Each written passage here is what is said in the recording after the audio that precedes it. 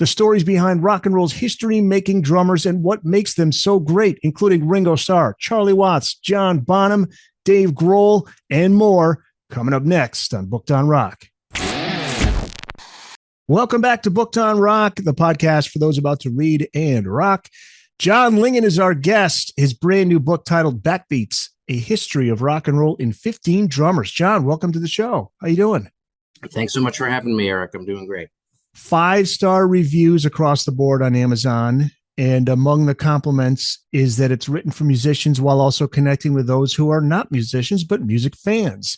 And there's a great comment from one reader who said, quote, "As a steering wheel drummer with no musical training and little sense for the history of drumming, this was a compelling, entertaining, informative, utterly delightful read." You got to love reading those reviews. Yeah, that kind of message in particular is really great because that was certainly like a secondary goal of the book. Really was, I was sort of talking to a friend, another writer, in the course of writing it, who brought this idea to my attention. So it wasn't like an original thing, but just like the idea that a book like this, there aren't that many general interest books about drums, period, regardless of whatever the topic is or whatever. And so like, I wanted this book to not only be like a history of rock and roll, like it says on the cover, but also if it's a person's like first introduction to like thinking about drums for 250 pages or whatever, I want it to be approachable like that. So yeah, I think that's a wonderful compliment. That's why there's a glossary in the front. That's why I commissioned a wonderful illustration of a drum set that's in the book as well. Because yeah, I thought like it's a good story, but for many people, this will probably be the first time they ever think at this length about something they've listened to their whole lives. 15 drummers covered in the book. So what goes into your choice of 15 drummers? Well, once I decided, that the organizing principle was going to be a history of rock and roll. So, as opposed to a list of the 15 greatest drummers or something like that, then that sort of helped me build out what that list was. And I didn't have at the time when I decided, okay, it's going to be this particular history, I did not have a number in mind. So then it became an idea of like, okay, well, how many different like branches on the tree of rock and roll do you sort of need to explore for this to be a halfway, just like comprehensive history of this genre, which, started in the 40s or the 50s, depending on who you talk to, and continues to this day. So like, how many different sort of roads do you have to travel down? And I thought 10 was too little, 20 was sort of like becoming too many, 15 was ultimately,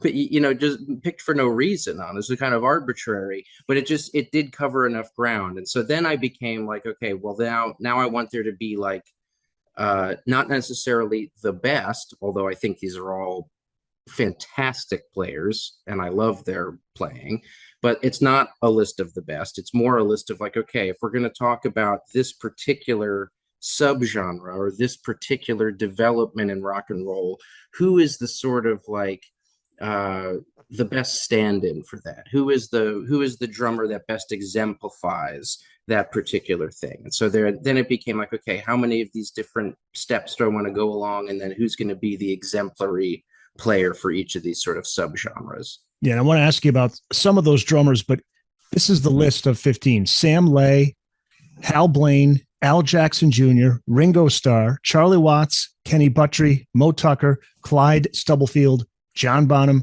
Bernard Pretty Purdy, Earl Hudson, Tony Thompson, Dave Lombardo, Dave Grohl, and Questlove. There you go. Yeah. That's the list. It's a hell of a list. But let's start with Sam Lay. He performed the best blues musicians ever. Muddy Waters, Little Walker, Howlin' Wolf, Paul Butterfield, John Lee Hooker, Bo Diddley. You write, quote, Lay wanted to be an athlete, a sprinter like Jesse Owens, but he loved music and seems to have been born for the drums, even if he never touched a pair of sticks as a kid. Talk about Sam's background, how he ended up becoming a drummer. Yeah, he's a great example of a person who sort of comes to the instrument from a sideways perspective, which is, like I say, as you read right there, not a musician growing up, although he was in a church in Birmingham, Alabama, a sort of gospel style black church, very musical and very percussive, lots of like, hand clapping and even a certain like rudimentary drum set in the congregation. So very rhythmically inclined, but did not think of himself in those terms as a maker of music whatsoever. Then he goes, like a lot of Black people, millions of Southern Black people, as part of the Great Migration, he moves up to Cleveland and then Chicago. And it's in Cleveland. And he arrives like right around the time that Alan Freed is a rock and roll DJ, sort of using that term famously for the first time.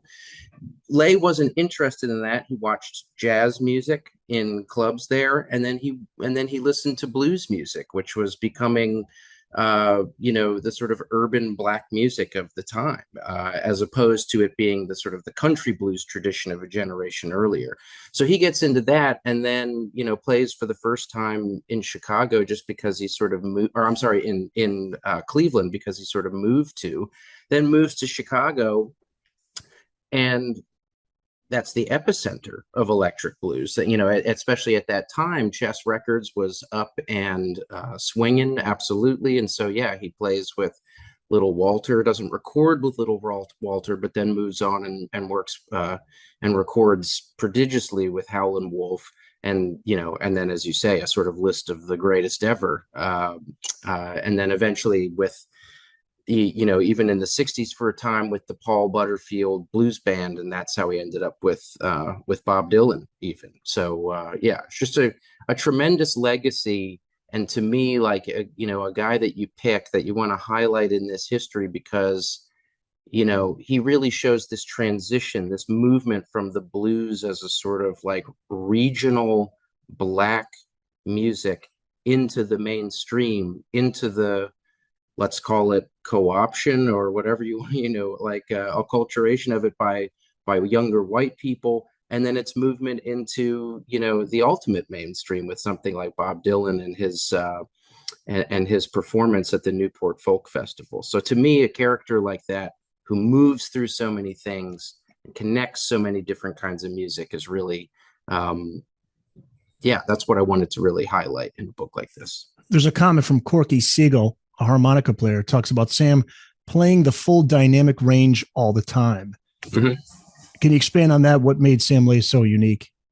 This is one of those things. Yeah, I'm grateful that you brought that particular quote up, because this is one of those things that, like we were saying earlier about people who know music but maybe don't know drums, is that like, I've talked to a lot of people in writing this book who think of drums and drumming as just sort of like, oh, it's like timekeeping. But dynamics, and what we talk about is the sort of like the variations in volume that players have, that drummers have, are hugely important to drums, and also to the sort of historical development of drums. Throughout this book, you see examples of different people, different players who introduce like a sort of wider dynamic range in different ways. And Lay was the same way, because it wasn't, rather than just like a boom, clap, boom, clap, boom, clap, sort of blues backbeat like that, he was able to sort of add these little ghost notes of like boom, bop, boom, bop, boom, bop, boom. And so like that little variation, that little change in there just gives it a deeper feeling that, again, I think a lot of people don't necessarily even pick up on, but musicians, people like Corky Siegel, certainly do, and certainly always have. So many people know about the Wrecking Crew, top-notch session musicians based in Los Angeles who played on many studio recordings in the 60s and the 70s, including hundreds of top 40 hits. And among that crew, drummer Hal Blaine. Really interesting to read that the guy who's among the greatest studio musicians ever was primarily a live nightclub drummer into his late 20s. What led him to studio work? What led him to studio work was the creation of rock and roll studio work. Like when a guy like Hal Blaine who I believe was born in 1929, but late 20s, early 30s. So when he makes the decision, or a person his age makes the decision they want to become a professional musician, it's the big band era. It's like that's what being a professional musician is. It's like playing jazz music, ideally playing with a famous singer in supper clubs, which is exactly what Hal did. Suddenly, by the late 50s, you've got this growing, what people can thought was just going to be a trend towards music for teenagers, pop music. And you even have certain, record makers, people like Phil Spector, who are creating an entirely sort of new way and approach and sound for this music.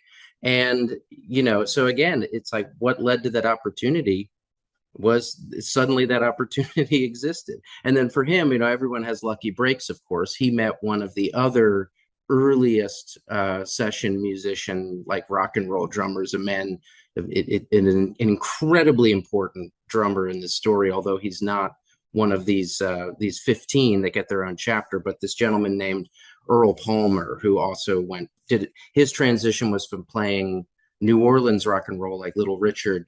Then he went to Los Angeles. So by the time the two of them met, suddenly there's this big Los Angeles record making culture that's turning their eye and is like, hey, we got to capitalize on all these young people buying records.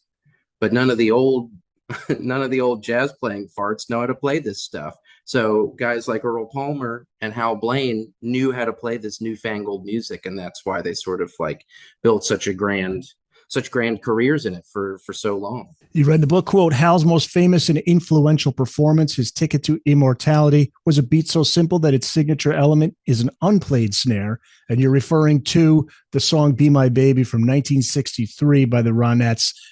If you could talk about that opening where he leaves out the first snare and how producer Phil Spector relied on Hal to propel the drama throughout that track. So this is the famous boom, boom, boom, bop, boom, boom, boom, bop. So like there's different tellings of like how this happened, whether it was like Hal made this decision to leave, because typically a beat like that would be boom, bop, boom, boom, bop, boom, and that would have a very different, more upbeat kind of and more typical kind of pattern to it.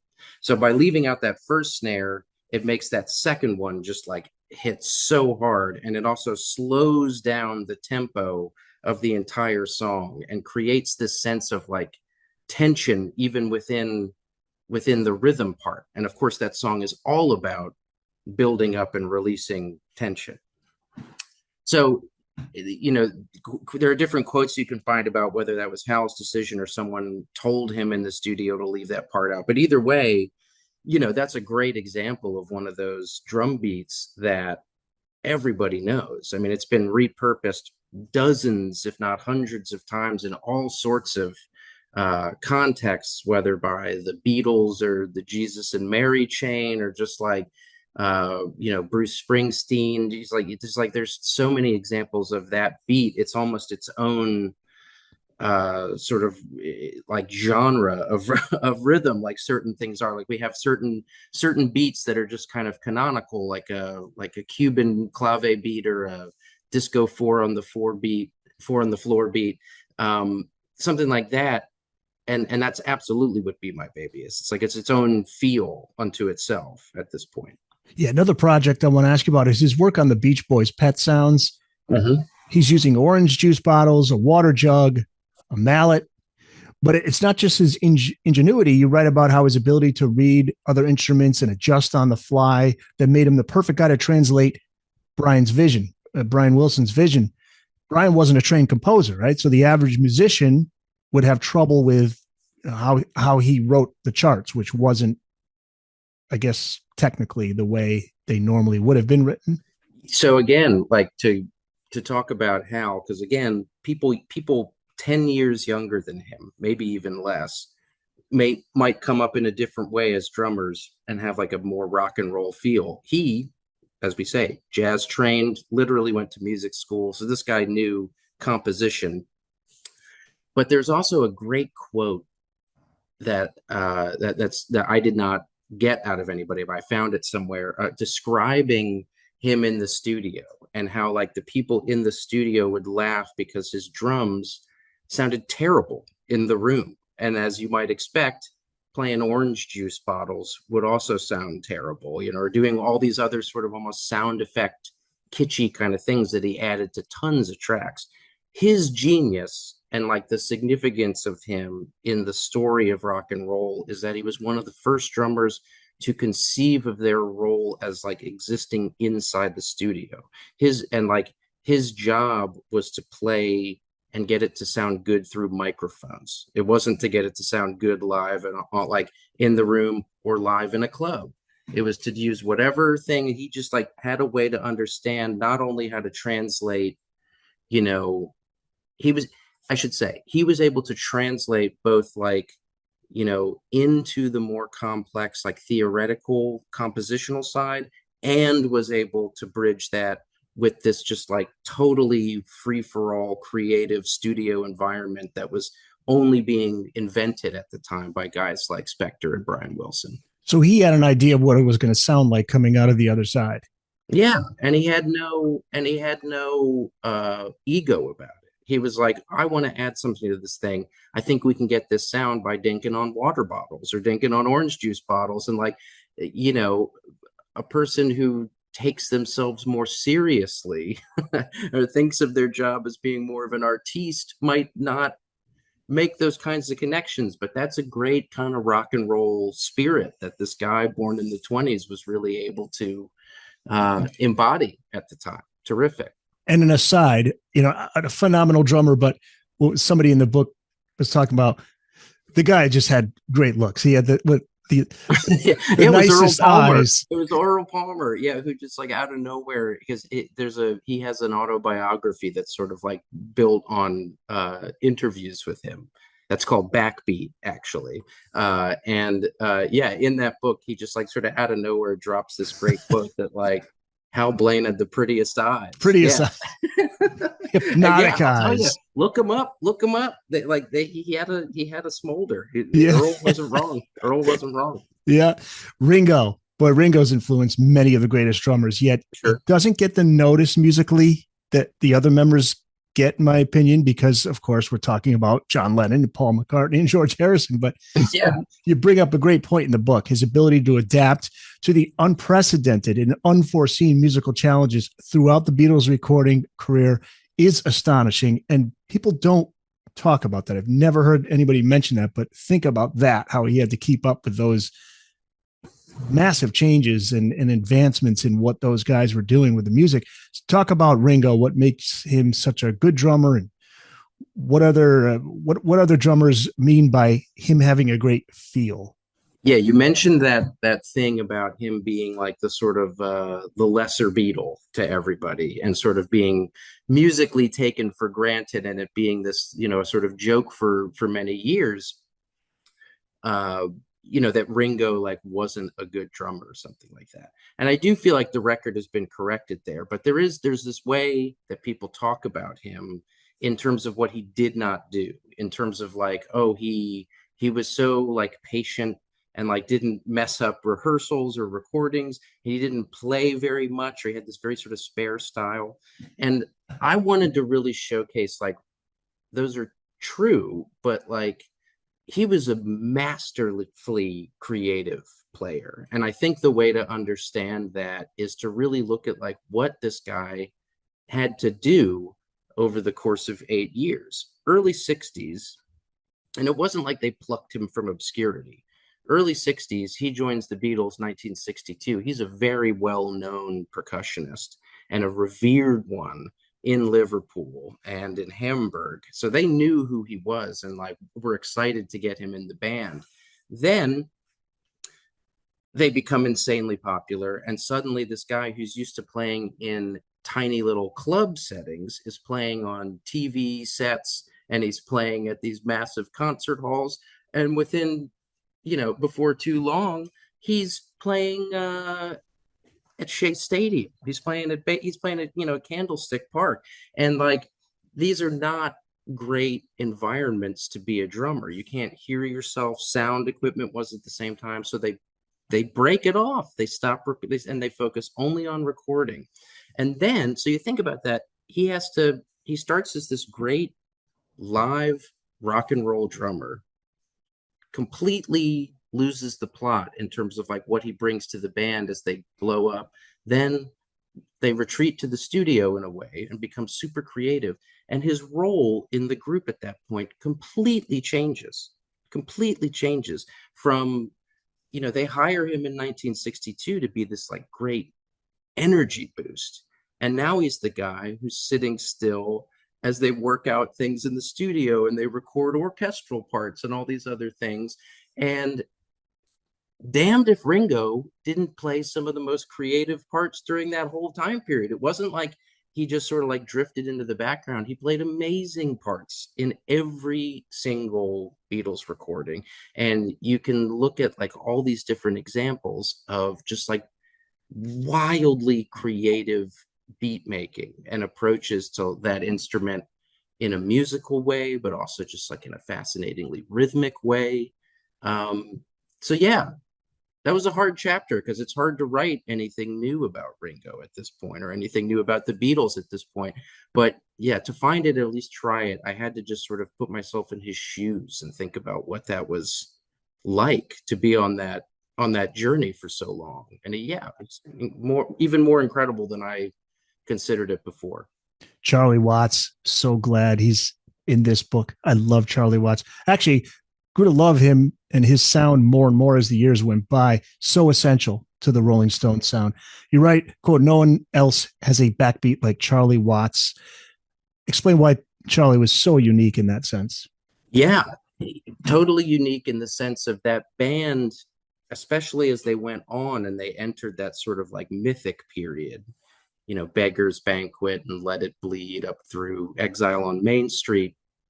I mean, I'm Not Alone. That's my favorite of their music.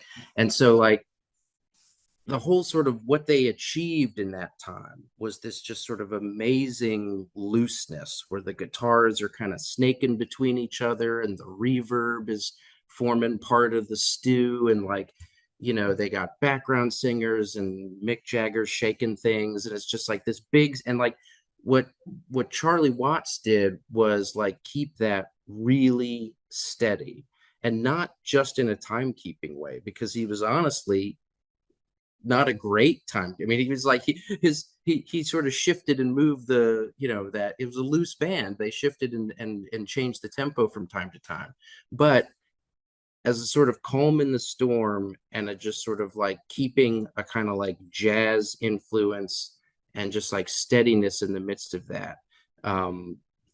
Yeah, just like the equivalent of just an absolutely flawless rhythm guitar player. Just like never made a song, always made a song better when he played on it. Yep. I was fascinated at the part about Charlie's snare sound really being a mix of sounds. Can you explain how he came up with that? So again, I love to be asked these kinds of questions because these are things that I did want to sort of highlight in the book as these sort of like physical aspects of drumming. So the Charlie Watts backbeat, if you think of like a drumstick, sort of tapers to a sort of bead at the end. And if you think of a drumstick hitting a drum, you would think of like that bead making contact with one area of the drum. And then like as it hits that drum and you lift off from it, then the air in between those two, heads, as we say, reverberate, and that's what makes a drum. A snare drum, of course, is tuned super tight and it has these like snares on the bottom, so it doesn't reverberate but as much, but it still does reverberate a little. And one way that you can get it to reverberate more is to sort of simultaneously hit the bead on the head as well as the sort of middle part of the stick on the metal rim, and that's called a rim shot. So you get this sort of like it's like a tighter sound, but it also makes the drum vibrate more. So he was great at that, and he was great at like, and again, talk about those dynamics that we were talking about with Sam Lay. He was the master at like his backbeat was super steady, but each one would sound different in certain ways because sometimes Sometimes he'd hit it in a different part of the drum. Sometimes it'd be a rim shot, and it just gave it this like, as I say, this depth, this dynamism of the sound in a way that, like Ringo, for example, we think of his playing as being very like boom, boom, very like very tight, contained, and Charlie's was much more reverberative and even in his snare, which is just an amazing thing to achieve. And he's like, you can tell him from the moment you hear him. So he's utilizing every part of the stick, every part of the kit. Yeah, he's hitting it so that it's not just the head of the drum reverberating and the air going back and forth between the top and bottom there, but it's also because you get the click sound of that wood hitting metal on the drum hoop, and then you've also got this greater reverberation that you hear because the wood of or the metal in a snare's case is reverberating more because you're slamming a bigger, like more of the stick on it. And so again, would you notice this? Like, is this the kind of thing that like a normal non-obsessive listener is going to necessarily notice? No, not really. But if you're the kind of person, it's the equivalent of like how a guitar player, like what effects they use, or just what sort of like if you have reverb up, if you've Sure. got a little echo, it's just like it's how to get a little bit more voice, a little bit more life into the sound you're making. And yeah, he was just like I say, was really one of the masters of that for sure. But now that you point this out, whenever we listen to the Stones now, listen closely, Mm-hmm. see if you can hear it. I think you mentioned in the book too, the Stones, the shows get bigger and bigger. The stage gets bigger and bigger, and it's these huge backdrops of the yet throughout, right up until the end. Charlie had the same kit, And an old right? one The too. old Yeah, kit, yeah, there's the great quote from Gina Schock of the Go-Go's, who I did talk to and who did say this to me. But they opened for the Stones in their 1981 tour, which was the first rock and roll tour to take place exclusively in athletic stadiums. So they filmed it for a concert movie called Let's Spend the Night Together, and so they're playing in like Tempe. They're playing in a giant like 70,000 person football bowl.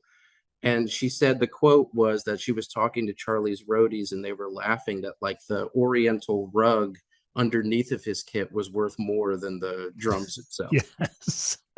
It's so great. Yeah, And it's terrific. by the way, the best dressed drummer in rock and roll history. It's those Uh, Savile Row suits, and it's like again, big time jazz guy, like so many people of that era, and he really that was the sort of standard that he set for himself in a lot of different ways. Hey guys, back to the show just a bit, but first I want to tell you about an exclusive deal for Booked on Rock viewers. Get 15% off any purchase at oldglory.com. Over 300,000 officially licensed items covering music, sports, entertainment, and pop culture. Merchandise featuring legendary music artists like Bob Marley, The Beatles, Grateful Dead, Pink Floyd, Led Zeppelin, and many more. Go to oldglory.com and make sure to use the promo code BookedOnRock. Also find a link in this episode's description or just go to bookedonrock.com and click on My Deals. John Lingan, the author of Backbeats, A History of Rock and Roll and 15 Drummers. John Bonham, Bonzo, great quote from Robert Plant you include in the book to describe Bonzo's steadiness on the bass pedal. Jimi Hendrix was blown away by it, and Robert said to Jimmy after the show, he's like a rabbit. He's like a rabbit, yes. If I'm breaking any news in this book, I do believe that is an original Jimi Hendrix quote that Robert Plant shared with me when I interviewed him. Don't recall ever hearing that before. Yeah, it was such a fascinating anecdote because of course Plant has amazing, insightful things to say about Bonzo's playing, but Jimi Hendrix is like he's not just a guitar player, like he's the guitar playing genius. And so it's like the idea of a guy with that level of sort of instrumental command watching Led Zeppelin early in London, and then immediately the first thing he wants to talk about isn't Jimmy Page, he wants to talk about the drummer. I think that really embodies kind of what Bonham brought to that instrument. It was just like he was, kind of a Hendrix equivalent, in many ways. Sure, sure. He played ghost notes on the bass drum without sacrificing intensity or energy. For those not familiar, what is a ghost note and what made Bonham so good at that?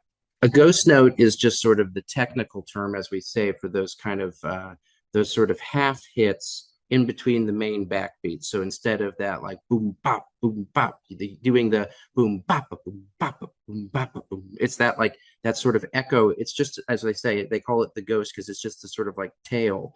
So any kind of like, as we say, like that's one of those ways to get that variance and intensity and in volume really that drummers can use.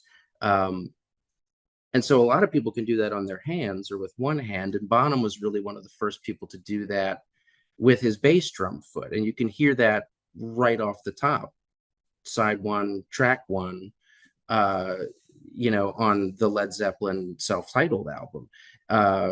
Good Times, Bad Times. You can hear like his entrance when he comes in with the funny little hi-hat thing. And then he does this like, once Plant comes in, he does these great little like triplet, almost like booba kind of movements on the bass drum. And similar to how people reacted to Hendrix, that's just one of those like, people in the club are going to look at that and just be like, oh my God, who the hell is this guy? That's just like a real path breaking new kind of way to blow people's minds with the drum set in 1968. I remember reading about the song Rock and Roll, and Bonham intentionally messed with it a little bit so anybody that was going to do any cover band that was going to try to do it would have difficulty with it. And that reminds me of the Hal Blaine thing with like, where's he going with this at the start of the song? Right. You're not sure when he's going to come in, when hit the bass pedal. Totally. Yeah. It's so hard because I believe what you're referring to is there's the great song Rock and Roll starts with a drum intro. And from the way he plays it, you like find yourself going like, here comes the entrance of the whole band, and you're always wrong. And I believe that's because he actually starts the fill on beat 2 of a measure. So it's like an 8-beat, a 2-measure phrase, but he starts on the 2. So it's a 7, it's like a 7-beat fill instead of what you would expect to be an 8-beat fill. Just an example of that. Yeah. And I think he was conscious from the start that like he had the kind of style that people were going to be kind of mesmerized by. And I don't think he was in any way like worried about people nicking his moves or anything like that, but I can definitely imagine him being like, oh, I'll make it harder in a playful sort of way to ape my style. Yeah. Yeah. Tony Thompson, another legendary session guy who doesn't get the acclaim deserved, I don't think. Best known for his work with Chic and the Power Station. Mm-hmm. And on the Power Station, that album, he sounds just massive. I mean, that's like When the Levee Breaks is Bonzo's famous one for the monster beat, but the Power Station is one of those big beat albums. Absolutely. And who agreed with you was Robert Plant and Jimmy Page, because when Zeppelin reunited at Live Aid in 1985, Thompson was the guy they came to replace John Bonham. And like you would think, 35-year-old black guy I think he's from the Bronx, plays with Chic. He plays the incredible drum intro on I'm Coming Out by Diana Ross. So like massive killer drummer, but you wouldn't think replaces John Bonham. It's just not the same kind of style. But it's a fascinating thing, and this is what I loved about sort of putting this book together, was sort of highlighting these types of, when you look at drums this way and you sort of follow where influences go, you make these connections that you might not otherwise. So like, for example, Tony Thompson, as I say, black kid from the Bronx, born in the 60s, massive Zeppelin fan. He like idolized Bonham above anybody, but also idolized Ginger Baker and these other incredible players from that time. So this great big snare drum, and this very classical 80s sound that you associate with something like the Power Station. We think of that as being this like mid 80s sort of synth pop sound, but again, came straight from Led Zeppelin, like so many things. You wouldn't you wouldn't you wouldn't find those connections if you were trying to find them through Jimmy Page or Robert Plant, but through the drums, it comes through loud and clear. Yeah, there was a quote he had, you put in the book, where he talks about Bonham's ability to listen and be smart about when it's time to do a drum fill. And that is really important, because there could be those gratuitous, like, look at me, look what I can do, drum fills, but to place it just where it needs to be. I would imagine that's not that easy. You have to have a certain feel. We mentioned that. You have to have a real musical sense beyond just a talent at the drums. This is also something that people said about Dave Grohl decades later, that he had this just incredible ability to not just come in and play loud and aggressively and give Nirvana this newfound intensity. He also had this great sense of like, not only could he play amazing fills, but he knew where to put them, and like knew like how to design a fill so it wasn't just an improvised thing, but it was a thought through kind of composed idea. And with him, it's kind of obvious, and that's a compliment. He's chapter 14 in the book. I love him as a drummer. But you can tell, like in Nirvana songs, that these you can drum along to them, like he had their real parts. Bonham was a little bit more loose like that, but he absolutely had the same. I mean, he was so alive to everything else that the other musicians were doing. And Plant, I mean, that was the main thing he talked about. He talked about him being a great, impressive drummer, but he talked about just like as a band, they were just so unbelievably powerful and just like really mind melded in an amazing way. Going back to Power Station, you had some comments from John Taylor, who was in the Power Station with Tony Thompson. That was a super group, by the way, for those who may not know. Robert Palmer, Tony Thompson, along with Andy and John Taylor from Duran Duran. Now, John told you it wasn't a comfortable experience recording with Tony. What did he mean by that? Did they not get along, or was it more of a musical? I think so. So that group came together.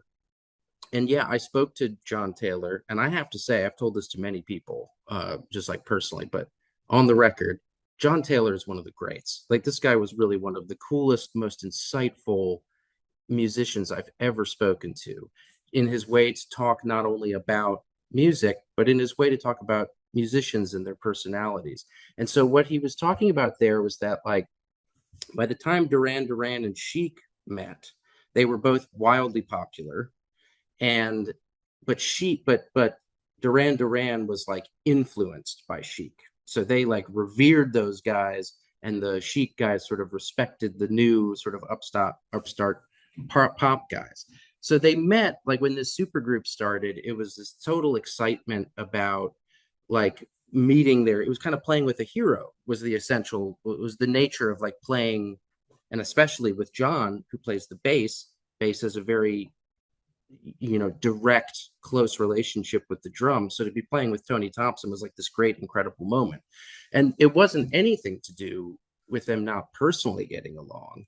It was more just sort of like when he got close to that power, when he got close to that drumming, and he played alongside it, he realized that there's a real sort of like it's not just that it feels intense, like it is intense. Like it was almost like physically uncomfortable to have this guy just kind of like beating the music forward against you. And also that he recognized that this came from a really real place, that it wasn't like Thompson was a depressed or angry guy at all, but he said about all the guys in Chic, who were black men born in the 1950s, like they saw crazy stuff. And they overcame crazy stuff, and they came up in the middle of the civil rights movement. And so it wasn't so much that they were like, it wasn't that they personally disagreed. It was just like fascinating for him to come and see the guys from Chic, this great, fun band, and realize that they're really not happy-go-lucky guys. It wasn't like they were bad dudes at all, just not happy-go-lucky. But his point was that like that's what makes that music so durable and lasting even now. And that intensity overwhelmed him at times. Yeah, he had this quote about it. It's like it's harder to make something about like it's harder to make fun, happy music than it is to make sad music, in the sense that like it's harder to make like lasting happy music. And his point was that like that little, just like that, in the same way that like a little bit of vinegar in the soup, just sort of adds that little tang, that little, it's just like that little bit of intensity, that underlying intensity added something really musically durable to these songs that are just like pure joy. But that's why they still sound fresh almost 50 years later. Yeah, it's amazing. Yeah. Well, intensity and Slayer, they those two go together. Dave Lombardo from Slayer. You write, quote, the thing that defined Slayer's evilness as much as the guitars was a bass drum technique beyond any heard in rock to that point. Okay, so let's talk about double bass drumming. What does that mean? And then what makes Lombardo so good at that? So your typical bass drum, or your typical drum set rather, has one bass drum, which is the one on the floor, operated with a pedal, typically with your right foot. And occasionally, even pre-rock and roll, in certain jazz bands, Duke Ellington's band and others, you would have two bass drums, and that would usually be used like, it's a flashy thing. It's a thing for drummers to use it as like a kind of timekeeping in a solo, or to bring up a big kind of crowd pleaser, showmanship kind of deal. Great drummers who did that in jazz. In metal, of course, it can be used like so many things, just to sort of, as you say, like dial up that intensity. And metal drummers really grabbed on, and starting in like the 70s and leading into the 80s, really grabbed onto this idea, including guys like Phil Taylor and Motorhead. And so Slayer, guys from San Francisco, they formed their band in about 1982. And like so many metal bands, their whole thing is just like, we're out to crush the world. We're going to be the fastest, loudest, heaviest, most evil, blah, blah, blah. And so like the double bass thing just sort of becomes this natural thing that Lombardo's doing it. He starts playing in Slayer when he's like 16. He's so young, and just quickly becomes like an absolute prodigy on this double bass technique, and also uses it not just to dial up intensity, but as this band grows, I mean, he's like a true, real musician, not just like a meathead basher. And so, you can hear, even through the thudding and the volume and everything, a great deal of control that he has, and he's not always just playing loud, really musical stuff. And he's a person I didn't have any knowledge of. I mean, I'll be perfectly honest. Like, I'm not by nature a metal guy, and this was one of those genres where, like, okay, if I'm going to write a history of rock and roll, it has to include certain things. So I really had to learn about the blues, for example, in a different way than I had before. And then I had to figure out how to talk about metal as a subgenre.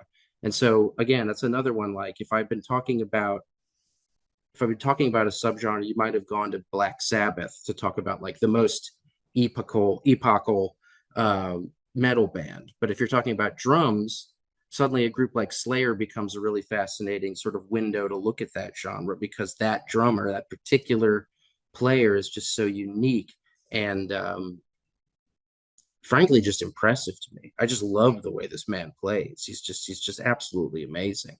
Yeah, and in the way that Bill Ward was influenced by jazz, you've got Lombardo influenced by Latin music.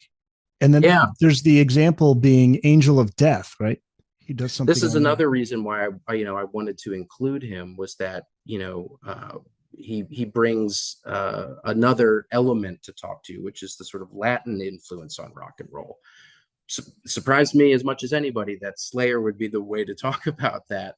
But yeah, Slayer, or rather Lombardo, was born in Cuba, came to America as a very young kid, but was raised by immigrants in a Cuban American community, and so heard a lot of Latin music live and on the stereo when he was growing up.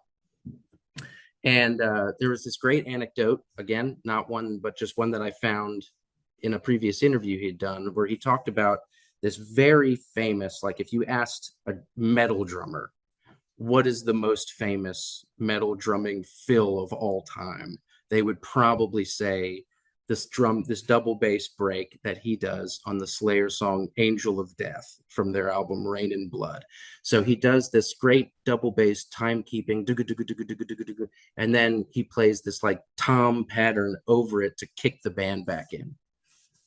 And he said that when he recorded this and then listened back to it, and at this point he's in his early 20s, that was when he first realized, like, oh, this is that I just pulled a move right out of Tito Puente, who is like, they call him El Rey. He's the king of Latin music. Anyone who he's the first stop if you say, I want what's Latin music? What can I get into? He's an unbelievable figure. And so, yeah, so Lombardo, of all people, and he himself has been incredibly influential to metal drummers ever since, even he subconsciously was bringing this great, almost obvious to him Latin influence to his playing. And you can really tell it, I think, in the subtlety of what he plays. He's not the kind of guy who's got his hands up as high as he can get them so he can smack as hard as he can. He's not straining when he plays. He has a great sort of control, and just a wonderful musical guy to watch. He's like an athlete that has to sort of master his approach. Yeah, we did talk about Dave Grohl a little bit, but I wanted to ask you a little bit more about him because it's interesting to find out that, hey, maybe he would have been part of Tom Petty's band, right? Because there was that SNL appearance. He was given the opportunity to. Yeah. How did he end up behind the kit that night? So Tom Petty's album Wildflowers came out, I guess, a little bit after the suicide of Kurt Cobain in 1994, and there was a really great outpouring of support towards Grohl and Chris Novoselic in the aftermath of that, because Nirvana was so revered by people. And so one of those examples was that Petty, who had just parted ways with his original Heartbreakers drummer, Stan Lynch, one of my all-time favorites. Great player, great feel on those Petty singles. Oh, absolutely. But anyway, so he had recently left the band, and so they didn't officially have a drummer. And so they had a Saturday Night Live appearance, and Tom Petty invites Grohl to come in and just sit in on the drums for the two songs they play. And as you can imagine, Dave Grohl playing Tom Petty is like the loudest that the Tom Petty and the Heartbreakers have ever sounded. Mike Campbell. Yeah. Oh my God. Yeah. But Campbell is literally like laughing as they play. And I mean, Grohl's great. He's really, needless to say, he's a super funky drummer. And so after that performance, I don't know exactly the timetable, but yeah, Petty did say, like, if you want to be the Heartbreakers drummer, come aboard. And yeah, amazingly, Grohl said no. And I say amazingly because he was like, he writes about this in his memoir. He was like incredibly honored by it, needless to say, but just pretty fascinating that he, obviously, because that was the start of the Foo Fighters from there. So it was really kind of amazing that he turned down this unbelievable opportunity. He'd been nearly homeless like a few years earlier, and now he has a chance to join Tom Petty and the Heartbreakers. And instead he has the wherewithal, but also the desire to kind of step back, gather and regather himself after the tragedy, and start this whole new chapter, which is still ongoing 30 years later.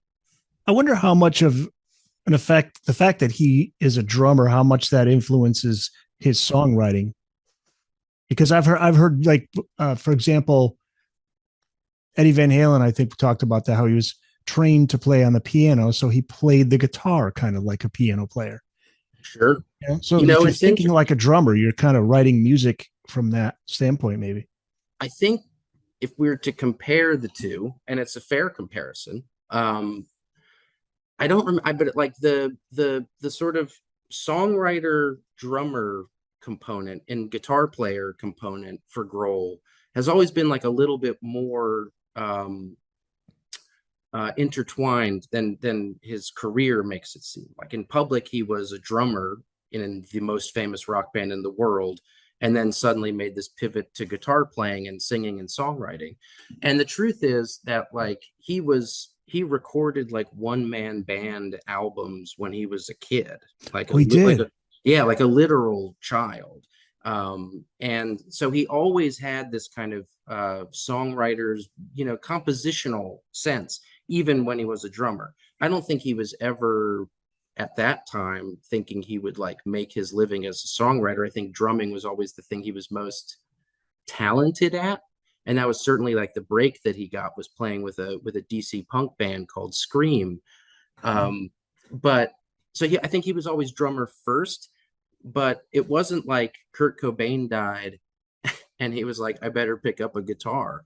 They shared songwriting notes a lot. Like Grohl had, input in the composition of Nirvana songs and brought his own songs to Kurt Cobain for songwriters advice. Like Wasn't there one song that ended up on a deluxe edition, not on In Utero, there, the I do actual? believe, yeah, you're right. I forget the name of it, but I think there is one song that was officially released that was written and I think sung by Grohl as a Nirvana song. Right. But it was like it was known. Like he recorded stuff during that time.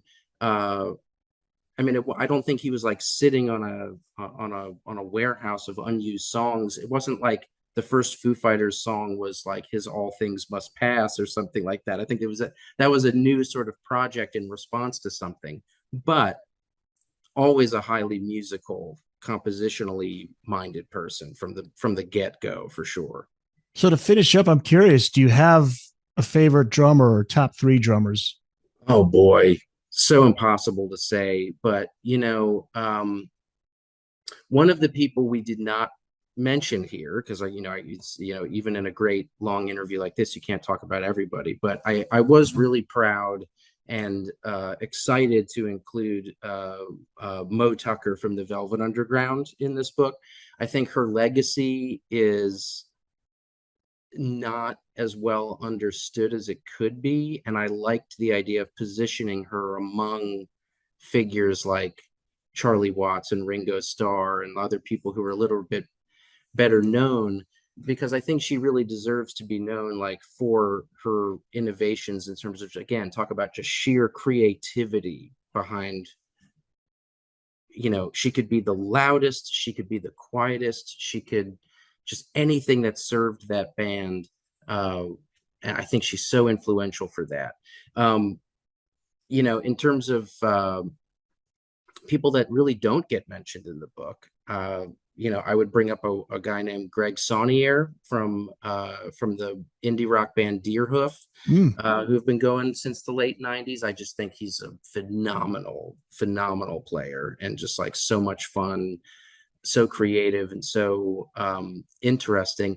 And now I'm thinking like there's a billion names flashing through Oh, my head sure. because you asked for three, of course, but I'm just trying to think of like I think people. about it in terms of if it's a, will I listen to the song, even if the song itself isn't great, but I'll just listen for the drummer. And what comes to mind? Who comes to mind? Stuart Copeland. Uh-huh. He was a big one. Yeah, just to Him, listen to him play. I can listen to his isolated tracks. totally, and he had great soundtrack work and other thing. I'm not as big a fan of him as a lot of people are, just, and that's not like it's just personal preference, but like he and Ginger Baker were absolutely the two people that the most folks asked me about, like, is this guy going to be in the book? So like Neil those are Peart. some yeah, Neil Peart. It's interesting to see like which of these players has actually like registered um in the popular consciousness, among that. I when I was a kid, I loved Keith Moon a lot. Oh, of course. He was amazing. So I'll also say, I get into him in the introduction of the book, but the guy who actually did end up replacing Stan Lynch long term in the Heartbreakers was a wonderful British drummer, black guy, who Steve Ferroni. Steve Ferroni, and he's a guy that like not a household name, but boy, he's played with absolutely everybody. And a guy like Questlove, who's of course like an amazing drummer, but just like a music nerd extraordinaire. I believe Questlove has a snare drum that he refers to as his Steve Ferrone snare because he has it like perfectly set up to like have the same backbeat. So like that's who Steve Ferrone is. He's the kind of player that like other drummers just like listen and like just get obsessed Super with. tight, super Super tight. tight. And I mean, Tom Petty, when I think the first song I think he may have played on Steve Ferrone was "You Don't Know How It Feels," or one of the. At least that was the moment where Petty's like, "This is my guy," and it's real interesting to talk about how a change in drummer can change the sound of an artist. The songs that Tom Petty wrote with Ferrone, they're different from what we heard, pre Ferrone. And, that's the impact that a drummer can make. He's a great example too of a guy who, because of course he played the class. I mean, say what you will about Ferrone, I don't think he played on like the most popular Tom Petty. He didn't play on the classic Tom Petty and the Heartbreaker songs. I guess he played on Wallflowers, which people love. But for many decades, you got to hear him play those songs. And it's like, yeah, I give all respect to Stan Lynch, who I thought put an incredible flavor on those early Petty tracks. And now you get to hear a guy like Ferrone, who just is so different, and you can really feel the difference in the way that band sounds with just that slight, that one replacement just makes all the difference, like you say. Yeah. Well, this was fun to talk about all the great drummers, John. I really was looking forward to this. I love the book, Backbeats, A History of Rock and Roll and 15 Drummers. It's out now. You can find it wherever books are sold. Look for it at your nearest bookstore. Go to bookedonrock.com to find your nearest independent bookstore. Look for one there. And where can people find you online? Probably the best place is just to go to my website, johnlingan.com, JOHNLINGAN. Yeah, this is my third book, so you can learn about the older ones too. They're about music as well. All my articles and stuff are there. So yeah, that's the place to go. But this was a blast, man. Great talk. Really fun to go through all this stuff. Outstanding. Yeah, John, thanks again, and we'll hopefully have you on again down the line. Can't wait. Thank you, Eric.